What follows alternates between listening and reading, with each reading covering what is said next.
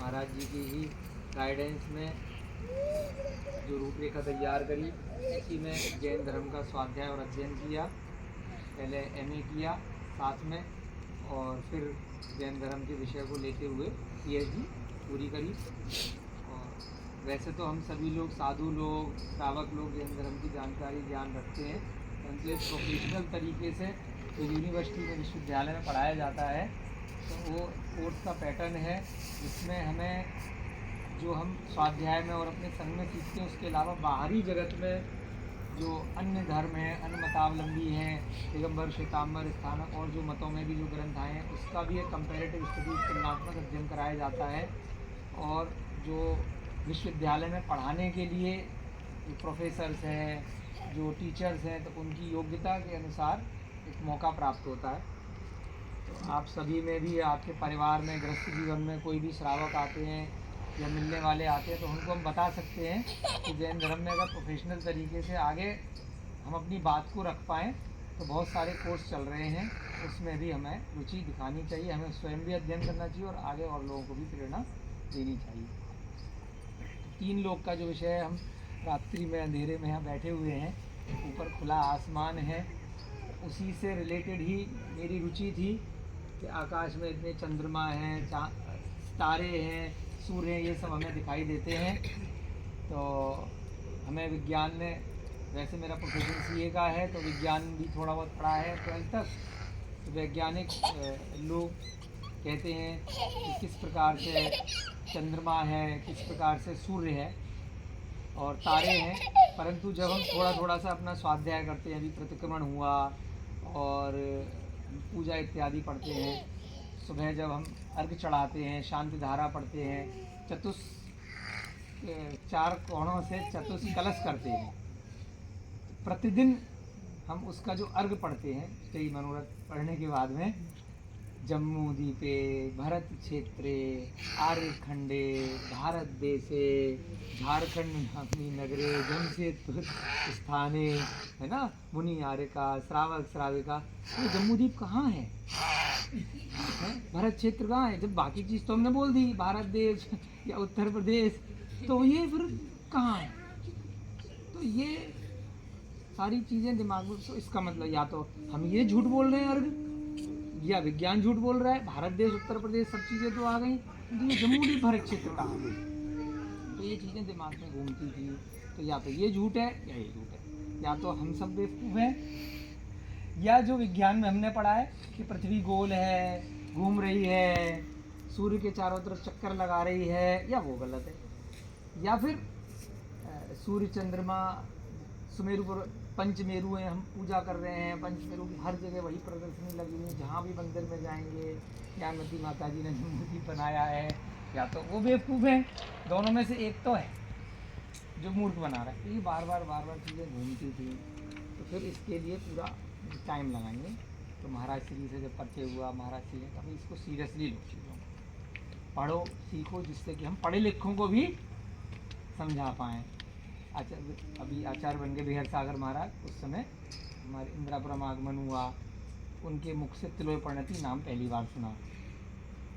हमने कहा महाराज जी बताओ कहाँ मिलेगा, कैसे मिलेगा? तभी उसी समय ही, उससे पहले ही महाराज श्री से जुड़ा हुआ था, परंतु महाराज श्री बाहरी विहार करते रहते हैं, वो एक जगह टिकते तो है नहीं तो जिनसे पढ़ सको बैठ करके दिल्ली में। तो ग्रंथ मिल गया, तो ग्रंथ से बैठ करके पढ़ना सीखना। फिर वहीं शारदा अम्मा जी से परिचय हुआ, उन्होंने प्राकृत सिखाई। फिर अप्रवन साहित्य अकादमी में प्राकृत पढ़ी और साथ साथ तिलोय परिणति का, तिलोक सार का अध्ययन 1-2 साल रह करके किया। फिर डॉक्टर अनेकांत जी के अंडर में रह करके 3 साल का प्राकृत का और जैन दर्शन का डिप्लोमा किया। संस्कृत विद्यापीठ है दिल्ली में, लाल बहादुर शास्त्री। फिर उसके बाद अनेकांत जी और वीर सागर जी के गाइडेंस में डॉक्टर जयंती लाल जैन जी के अंदर मंगलायतन से पीएचडी करी, और इधर लाडनू में जैन विश्व भारती है, वहाँ से एमए किया। तभी फिर विवाह हो गया। तो पत्नी महाराज जी की कृपा से इतनी अच्छी मिली कि उसने मेरी पीएचडी एमए साथ साथ करा दी मेरे बिजनेस के साथ। तो दिक्कत नहीं आई, वो भी पढ़ती रही, हम भी पढ़ते रहे, और हर साल आकर के चतुर्मास में बहुत कुछ सीखने को मिला। अब जो हम यहाँ छाँव में बैठे हैं, बहुत सिंपल उदाहरण, अभी क्या लग रही है अपने को? ठंड लग रही है, हल्की हल्की सी शीत लग रही है। विज्ञान क्या पढ़ाता है कि सूर्य से चंद्रमा ऊर्जा लेता है, ये पढ़ाता है। थोड़ा बहुत विज्ञान सबने सुना होगा, पढ़ा होगा, अखबार में सुना होगा, टीवी में देखा होगा, यूट्यूब पे देखा होगा, व्हाट्सएप पे देखा होगा। फिर शरद पूर्णिमा की छुट्टी क्यों होती है? शरद पूर्णिमा क्या है? खीर रख देते हैं छत पे ले जा करके। शरद माने शीत, पूर्णिमा है चंद्रमा की रोशनी है, ठंडी हो रही है। चंद्रमा क्या है? विज्ञान क्या कह रहा है कि सूर्य से ऊर्जा ले रहा है। जब सूर्य से कोई ऊर्जा लेगा तो गर्म लेगा, तो ठंडी कैसे हो जाएगी? तो बेवकूफ़ कौन बना रहा है? या तो शरद पूर्णिमा बेवकूफ़ बना रही है या वो बेवकूफ़ बना रहे हैं। पिछले महीने मकर संक्रांति गई, सब जगह छुट्टी हो रही है। मकर संक्रांति कई जगह एक दिन पीछे लोहड़ी कह देते हैं, कोई उसको 2-3 पूरे देश में कहीं ना कहीं किसी ना किसी रूप में बना रहे हैं। मकर संक्रांति को क्या होता है, जो भी लोग व्हाट्सएप थोड़े बहुत चलाते हैं, है ना, कुछ पढ़े लिखे, जो बिना पढ़े लिखे आ गए साधु में तो बिल्कुल सही है आज की डेट में, क्योंकि वो धर्म को पढ़ रहे हैं, उन्होंने उतना ही सीखा है, बिल्कुल सही सीखा है। जो ज़्यादा पढ़ लिख करके आ गए तो वो मानने को तैयार नहीं है, क्योंकि मेरा रोज़गार चल रहा है, सब लोग बेवकूफ़ हैं क्या, इतनी एजुकेशन चल रही है। मकर संक्रांति क्या है कि भैया जी क्या हो रहा है, क्या मैसेज चलते हैं कि सूर्य दक्षिणायण से उत्तरायण में प्रवेश करता है। उसकी लाइन को थोड़ा सा ट्रांसलेट कर दो अंग्रेजी में, सिंपल भाषा, यानी कि सूर्य पहले उत्तर की तरफ घूम रहा था, अब दक्षिण की तरफ घूमेगा। छुट्टी भी दे रही है सरकार, मैसेज भी भेज रहे हैं, सब लोग विशेष भी दे रहे हैं, जैसे होली दिवाली की, है ना, विशेष होती है, ये संदेश भेज करके बहुत बड़ा पर्व मनाया जा रहा है। क्या, ध्यान से सुनिएगा, सूर्य दक्षिणायण से उत्तरायण में प्रवेश कर रहा है। पढ़ा क्या रहे हैं? पृथ्वी घूम रही है, सूर्य स्थिर है। जो चीज़ स्थिर है, जो घूम नहीं रही, तो प्रवेश कहाँ कर रही है? अभी महाराज जी जमशेदपुर से यहाँ प्रवेश कर, तो क्या बोला, कटक की तरफ महाराज जी चल रहे हैं ना, तो वो उदयगिरी खंडगिरी में प्रवेश कर रहे हैं। ऐसे तो नहीं बोलेंगे उदयगिरी खंडगिरी महाराज जी की तरफ आ रहा है। सड़क पे गाड़ी चल रही है, ये तो नहीं बोलेंगे गाड़ी सड़क गाड़ी पे चल रही है। समझ रहे हो आप बात को, कि जो चीज़ चल रही है वही बोलेंगे ना, ये जो चीज़ रुकी हुई है वो रुकी हुई है। क्या बोल रहे हैं कि सूर्य प्रवेश, यानी कि सूर्य अपनी दिशा चेंज कर रहा है। इसका मतलब क्या है? सूर्य चल रहा है, यही बोल रहे हैं, वही हो रहा है। जैन ग्रंथों में क्या आया कि सूर्य चल रहा है, पृथ्वी रुकी हुई है। पढ़ाया क्या जा रहा है? पृथ्वी चल रही है, सूर्य तारा है, सूर्य का हुआ। तो ये सारी चीज़ें मेरे दिमाग में घूमती थी कि क्या उल्टा पुल्टा क्या हो रहा है, हम घूम रहे हैं, सूर्य घूम रहा है। फिर धीरे धीरे लॉजिकल लगाया, तो ठीक है जी, सूर्य ही घूम रहा है, पृथ्वी आपको लग रहा है घूमती हुई, से बैठे इतनी सी घूमेगी तो भूकंप आ जाता है, सारी बड़ी बड़ी बिल्डिंगें गिर, एक इतना सा फ्रैक्शन ऑफ सेकंड के लिए अगर घूम गई, हजारों बिल्डिंग गिर जाएंगी, हजारों आदमी मर जाएंगे। तो पूरे दिन कैसे घूम रही है, 24 घंटे घूम कैसे रही है, 6000 किलोमीटर प्रति मिनट की रफ्तार से कैसे घूम रही है। तो ये चीज़ें लगभग असंभव है, लेकिन हमारे ऊपर एक साइकोलॉजिकल ऐसा इफेक्ट डाला गया है कि हमें जो चीज़ असत्य है वो सत्य लगने लगती है। जब चारों तरफ से सब लोग झूठ बोलते हैं, विज्ञान झूठ बोल रहा है ना, लोग चारों तरफ से झूठ बोल रहे हैं, स्कूल वाले झूठ बोल रहे हैं, अखबार वाले झूठ बोल रहे हैं, सब झूठ बोल रहे हैं, तो वो सच लगने लगता है। उसी चीज़ में हमें सबसे पहले तो मन पक्का करना पड़ेगा कि जैन दर्शन भगवान महावीर सच बोल रहे हैं, उनके अलावा किसी ने, क्योंकि पंचम काल में हमें भगवान महावीर के ही ग्रंथ है, ये जो प्रतिक्रमण है इसमें भी सबसे पहले हम वही पढ़ते हैं कि गौतम गढ़धर से वो बातें निकल कर के आई, तो भगवान महावीर का ही वर्तमान में युग चल रहा है, उन्हीं के ग्रंथ हमारे हाथ में, तो उनके अलावा उन्होंने कुछ भी झूठ नहीं बोला है। फिर पूर्वाचार्यों की परिक्रमा से, उनके अनुक्रम से हम पढ़ते हैं, तो जो पूर्वाचार्य रहे गौतम गढ़धर की परंपरा में जो आए वही सच बोल रहे हैं, बाकी कोई सच बोल भी सकता है उसी को अगर उन्होंने सही तरीके से अनुवाद किया है, अगर उनका ट्रांसलेशन अगर सही है, तो जो उनके अनुक्रम में जो अब तक 2500 साल में जो आचार आए वो सच बोल रहे। बाकी किसी ने अनुवाद में अगर कोई हेरा फेरी करी है, वो कुछ साड़ी वगैरह का सामान अगर किसी ने अनुवाद में, बहुत इंपॉर्टेंट बात है, हेरा फेरी करी है तो भाई कोई कारण नहीं। इसलिए महाराज जी ने कहा प्राकृत सीखनी है, क्योंकि प्राकृत से हिंदी आई और क्षेत्रीय भाषाओं में अगर अनुवाद में किसी ने अपने मन से चीज़ें डाल दी तो कोई गारंटी नहीं है कि वो सही हो। इसलिए प्राकृत जो प्रकृति की भाषा है वो सीखना भी जरूरी है। किसी ने मनगढ़ंत कुछ अपनी तरफ से कुछ चीज़ें जोड़ दी या कुछ चीज़ें हटा दी तो आपको लगेगा जी सच है। तो हमें मूल भाषा जो भगवान महावीर के समूह शरण में जो दिव्य ध्वनि में आई, जो उसके बाद गणधरों की भाषा आई, जो हमारे आगे कुंद आचार्य की समय सार इत्यादि की चीज़ें, तो प्राकृत सीखना बहुत ज़रूरी है। उसके बाद हम मूल से सीधे पढ़ें, सीधे सीखें। तो सबसे पहले जो मेरी प्राकृत सीखने की इच्छा हुई वो प्रतिक्रमण की वजह से हुई कि प्रतिक्रमण पूरा प्राकृत में हम पढ़ रहे हैं, रट रहे हैं, लेकिन लिखा क्या है, ए इंदिया बे इंदिया थी, तो वो है क्या, एक इंद्रिय जीव, दो इंद्रिय जीव, तीन इंद्रिय, पूरा के पूरा प्रतिक्रमण अगर इसका सही अनुवाद अगर हमने कर लिया तो बहुत इसमें यही सारी चीज़ें लिखी हैं। पूरा 3 लोक प्रतिक्रमण में आया हुआ है कहीं ना कहीं किसी ना किसी रूप में। तत्वार्थ सूत्र का जो 3रा 4था अध्याय है पूरा 3 लोक आया हुआ है। छोटा सा उदाहरण, आप थर्मामीटर लीजिए, थर्मामीटर को यहाँ अभी रख दीजिए, तो थर्मामीटर का जो रात्रि का समय है वो टेम्परेचर कम दिखाएगा, दिन का समय है टेम्परेचर बढ़ करके। तो जब तिलोपणति में पढ़ा, तत्वार्थ में पढ़ा, तो 2 शब्द आए, एक उद्योत नामकरम और एक आतप नामकरम, इसमें भी आया है प्रतिक्रमण इत्यादि। उद्योत का मतलब जो जीव हैं उनका नामकरण की जो प्रकृतियाँ होती हैं उसमें जो शीत वाले जो जीव हैं, तो जो चंद्रमा की किरणें हैं वो आपको शीतलता देंगी, क्योंकि वहाँ पर जो जीवों की उत्पत्ति हो रही है तो उद्योत नामकरण की उदय से हो रही है। जो सूर्य के ऊपर एक इंद्रिय भूमिकाएँ जीव उत्पन्न हो रहे हैं वो आतप नामकरण के उदय से हो रहे हैं, तो वो उष्णता देंगे। तो ये सारी चीज़ें इतनी लिंक आपस में, और 100% बिल्कुल आपको जो तिलोपणति, तिलोकसार और बहुत सारे 3 लोक के ऊपर ग्रंथ आए हैं उनमें आप सैंपल लेकर के देख सकते हैं। जम्मू द्वीप के अंदर 2 सूर्य 2 चंद्रमा का वर्णन आया है। दिख क्यों नहीं रहे? आजकल यूट्यूब है, मोबाइल है, हज़ारों लोगों ने वीडियो डाल दी, दिख रहे हैं कहीं ना कहीं किसी न किसी रूप में। तो छोटे सूर्य का नाम है, वैज्ञानिक लोगों से पूछा गया, भाई हमने देखा इस स्थान पर देखा, या कभी नॉर्वे में देखा, कभी अंटार्कटिका में देखा, कभी स्वीडन में देखा, कभी फिनलैंड में देखा, कभी आर्कटिक आइलैंड में देखा, बहुत सारे देशों में लोगों ने 2 सूर्य देखे, तो ये क्या है? तो वैज्ञानिकों ने कहा भैया दिख तो गया, आप छुपाएँ कैसे? कि इसका नाम है निब्रू, नया नाम दे दिया मन से। अब नासा के साथ डील हो गई आपके एलन मस्क की, उन्होंने ट्विटर का नाम एक्स कर दिया, तो निब्रू प्लानिट का नाम कर दिया एक्स प्लानिट। तो उसकी कंपनी का नाम है एक्स हो गया। एक्स मतलब पता नहीं है कौन सा है, इसका मतलब दिख रहा है कुछ तो है दूसरी चीज़। कोई कह रहा है शुक्र है, कोई कह रहा मंगल है, कोई मंगलयान भी है, बहुत सारी चीज़ें हैं।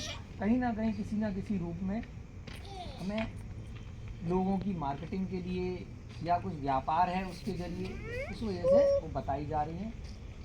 तो हमें जैन दर्शन में जो मूलभूत सिद्धांत आए हैं, जो तत्वार्थ सूत्र जैसा ग्रंथ है उसमें 3रा और 4था अध्याय है, उसमें ये सारी चीज़ें हैं। किस प्रकार से सबसे बीच में जम्मू द्वीप, उसके मध्य में सुमेरु पर्वत है। जम्मू द्वीप के बाहर लवण समुद्र है, लवण समुद्र के बाहर घातकी खंड है, घातकी खंड के बाहर कालोदधी समुद्र है, कालोदधी समुद्र के बाहर अर्ध पुष्कर द्वीप, अर्ध पुष्कर द्वीप की जो बाउंड्री है वो मानसोत्तर पर्वत है। अब जब पृथ्वी गोल है, ग्लोब है, तो भैया ये कौन सी चीज़ घूम रही है इनमें से, है ना?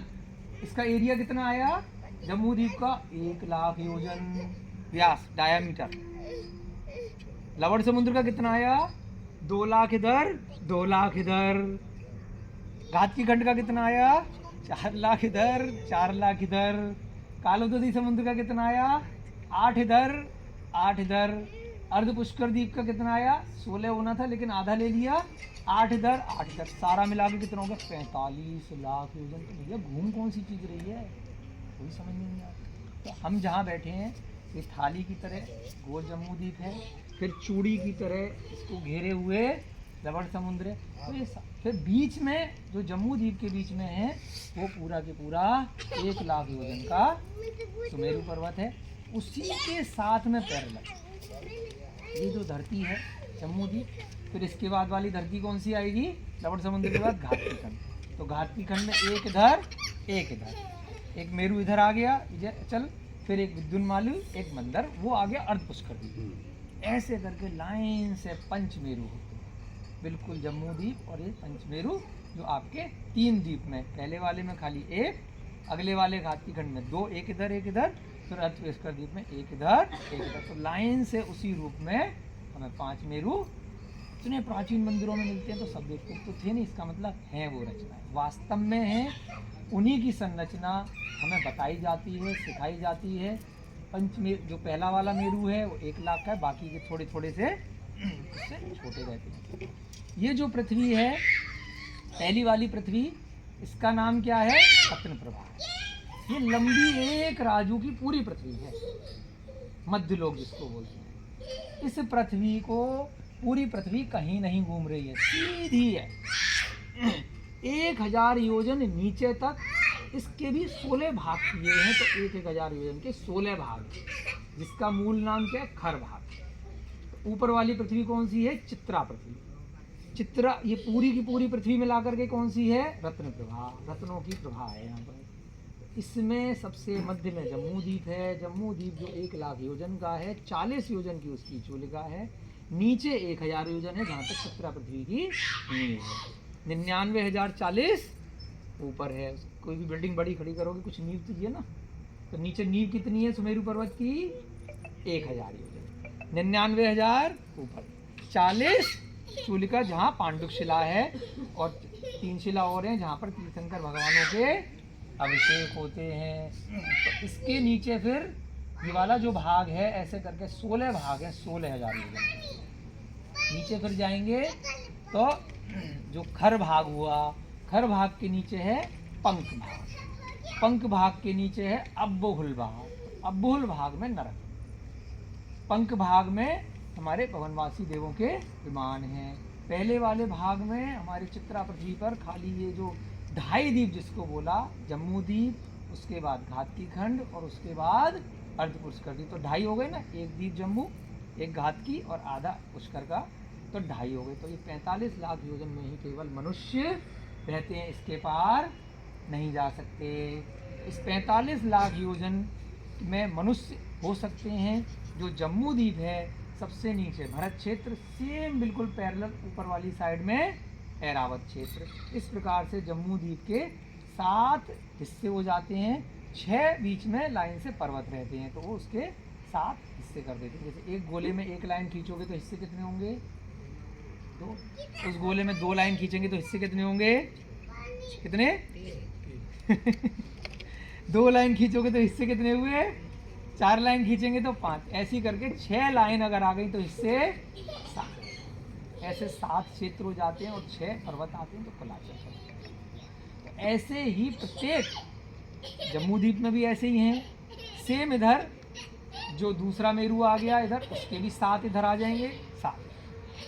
फिर इधर जो 2 मेरू आए, ऐसे करके भरत क्षेत्र कितने हो गए, 5। पंचमेरू के 5 भरत क्षेत्र, ऊपर 5 ही ऐरावत हो गए, और ऐसे ही करके फिर 160 बाकी के क्षेत्र हो जाते हैं, विदेश क्षेत्र। तो सब मिला करके 170 क्षेत्र बैठते हैं, जहाँ पर तीर्थंकर भगवान रह सकते हैं।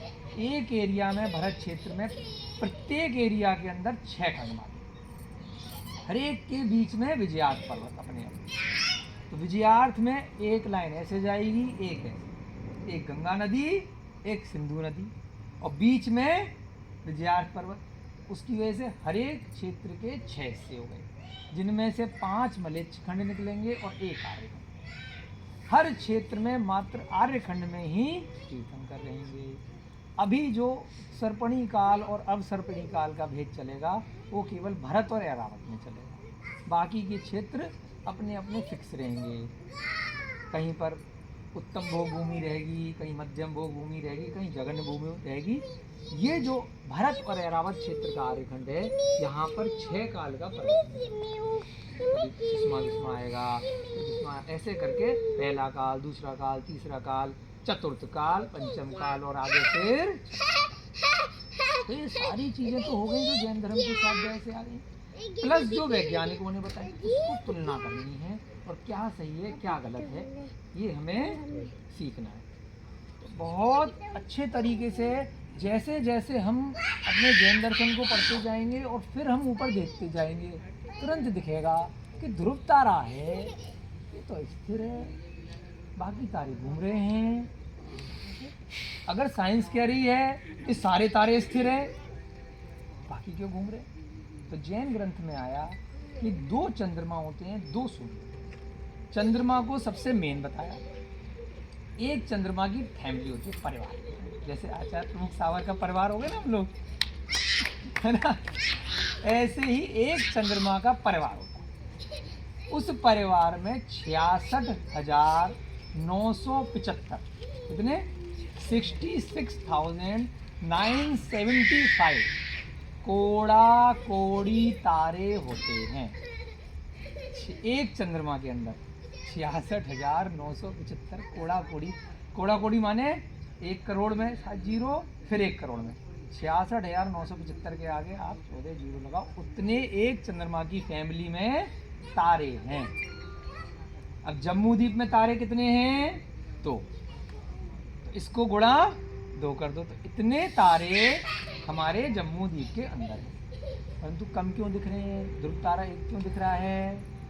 अब इसलिए कम दिख रहे हैं क्योंकि भरत क्षेत्र जो है वो हमारी जगह जहाँ हम बैठे हैं वो स्थिर है, पृथ्वी घूमती है। भरत क्षेत्र जम्मू द्वीप का 190वां भाग है। कितना? 190। 1 लाख को 190 से डिवाइड कीजिए तो आएगा 519 सही 1 लाख को 619, 1 लाख डिवाइड बाई 190 है। तो उस हिस्से में मात्र लगभग एक ही ध्रुव तारा का मतलब जो स्थिर है 526 सही 6/19 ये आएगा उसका योजन में हिस्सा, जो भरत क्षेत्र का बीच की लाइन का हिसाब है। तो वहाँ से जब हम देखेंगे तो हमें उतने ही लगभग तारे दिखाई देंगे। आज तक वैज्ञानिक लोग जो इतना पढ़ा रहे हैं, सिखा रहे हैं, बचपन से पहली कक्षा से एक लाइन सिंपल बताई जाती है, sunrise in the east, sunset in the west, यानी कि सूर्य का उदय हो रहा है, तो सूर्य स्थिर कैसे हो गया? आज तक कोई बड़ा से बड़ा टीचर, इंजीनियर एक लाइन नहीं बता पाया कि मून राइज और मून का सेट। पढ़ा है कभी आपने? मून कौन सी दिशा से निकल रहा है, मून कौन सी दिशा में निकल रहा है? क्यों? क्योंकि मून प्रत्येक दिन अपनी दिशा चेंज करता है। कारण उसकी 15 कक्षाएं हैं, 15 दिन का पूर्णिमा तक चलता है, फिर 15 दिन अमावस्या तक चलेगा, कृष्ण पक्ष आएगा, शुक्ल पक्ष आएगा, कृष्ण पक्ष आएगा, शुक्ल पक्ष आएगा।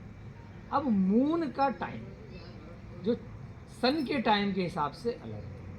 चंद्रमा और सूर्य में क्या फर्क है? घूमने में किसकी परिक्रमा लगा रहे हैं? सुमेरु पर्वत की परिक्रमा लगा रहे हैं। सूर्य सुमेरु पर्वत की परिक्रमा 48 घंटे में पूरी करता है। कितने घंटे में? 48 आवर। परंतु हमें तो दिखता है कि 24 घंटे में आ गया। 2 सूर्य और 2 चंद्रमा होने की वजह से हमारे को अभी जो आज सूरज था, कल दूसरा सूरज आएगा, परसों आज वाला आएगा। कोई बेवकूफ बना रहे हैं, पागल हो गया है। अरे लॉजिकली दिखा सकते हैं, प्रूव कर सकते हैं, सीरियसली अगर लोगे तो। कोई पागल नहीं बना रहे के अंदर से, कोई ग्रंथ में कोई गलत चीज़ नहीं है। वास्तव में देयर आर 2 सन और 2 मून, परंतु क्योंकि मून 15 कक्षाओं में चल रहा है और सन जो चल रहा है वो 180 दिन तक पूरी 184 उसकी गलियाँ हैं, इसलिए जो सूर्य है उसके हिसाब से हमारी घड़ी चल रही है, क्योंकि रोशनी वो दे रहा है ना ज़्यादा, उसका प्रकाश है, उसकी किरणें हैं। तो हमने 7 बजे देख लिया कि 7 बजे सूर्य यहाँ आ रहा है, अगले दिन वो उस हिसाब से लगभग वहीं पर है। परंतु चंद्रमा जो शाम को आया था, रात्रि में आया है, वो थोड़ा अलग जगह से आया। प्रत्येक दिन उसकी क्लास चेंज हो जाती है, क्योंकि वो चंद्रमा थोड़ा स्लो चलता है। सूर्य 48 घंटे में परिक्रमा पूरी कर रहा है, तो उतना ही क्षेत्र चंद्रमा कितने घंटे में कर रहा है? लगभग 50 घंटे। स्लो चल रहा है पीछे पीछे। महाराज जी तेज भाग रहे हैं, प्रगुण सागर जी धीरे चल रहे हैं, तो महाराज जी तो आगे पहुंच जाएंगे, प्रगुण सागर जी पीछे पीछे अपनी स्पीड से आएंगे। तो कहेंगे भैया वो पीछे छूट गए, जो अगले दिन जो 8 बजे के टाइम पे चंद्रमा को आना था वो पीछे छूट गया। समझ रहे हैं क्या बताना चाह रहा हूँ? तो इसलिए वो जगह अलग हो गई, तो इसलिए प्रत्येक दिन चंद्रमा अलग स्थान से निकलेगा। तो वैज्ञानिक लोग बता ही नहीं पा रहे कि कौन सी दिशा से निकला है, कौन सी दिशा में चला है, डेली उसकी जगह अलग है। हाँ, तो ये बहुत बेसिक चीज़ें हैं, कुछ छोटे छोटे उदाहरण हैं जिससे आपको इस पर जो रिसर्च करनी है, अध्ययन करो बहुत सरल भाषा में, बहुत अच्छी भाषा में। बहुत सारे ग्रंथ हैं इन लोग के ऊपर, और हम किसी की बुराई नहीं कर रहे, लेकिन अपने जैन दर्शन की हमें अच्छाई निकालनी है, उसको कंपैरिजन करना है। और धीरे धीरे जैसे जैसे समय मिलेगा, हम आगे पीछे जितने दिन भी बिहार में हैं, इस विषय को सरल भाषा में सबके लिए, बच्चे बड़ों के लिए रोचक बना करके लेंगे। जब समय मिलेगा तो वीडियो में भी देख सकते हैं और अलग अलग तरीके से इसको देख सकते हैं। बस महाराज जी ने कहा है अब समय पूरा हो गया, एक छोटी सी बात और करके कि जो लवण समुद्र है, जो शीत की लहर चलती है, जो ठंड का टाइम चलता है, एक नई चीज़ अभी अपनी रिसर्च में आई थी। तो सूर्य लवण समुद्र में भी, जैसे जम्मू द्वीप में सूर्य है, ऐसे ही लवण समुद्र में भी सूर्य है। तो हमारा जो ये सूर्य है, आधे टाइम तो जम्मू द्वीप में परिक्रमा करता है और आधे टाइम लवण समुद्र में परिक्रमा करता है। तो लवण समुद्र में महाराज जी वो सूर्य डूब जाता है, जल के अंदर से प्रकाश देता है, क्योंकि जो लवण समुद्र है वो धीरे धीरे करके ऐसे है, ऊंचा है, और सूर्य 800 योजन पर है, परंतु वहाँ जाते जाते जल 2000 योजन तक ऊपर चला जाता है। तो घूमते घूमते जो आधे टाइम समुद्र के अंदर से प्रकाश देता है, तो इसलिए उसकी थोड़ी लाइट किरणें आती हैं और शीत लहर बढ़ती चली जाती है। इस प्रकार से हम धीरे धीरे करके रिसर्च जो हमने करी है उसको आप महाराज जी का लाभ लीजिए, हम भी आप लोगों से सीखेंगे, और महाराज जी से बहुत कुछ सीखने का मिला है। सभी को बहुत बहुत धन्यवाद।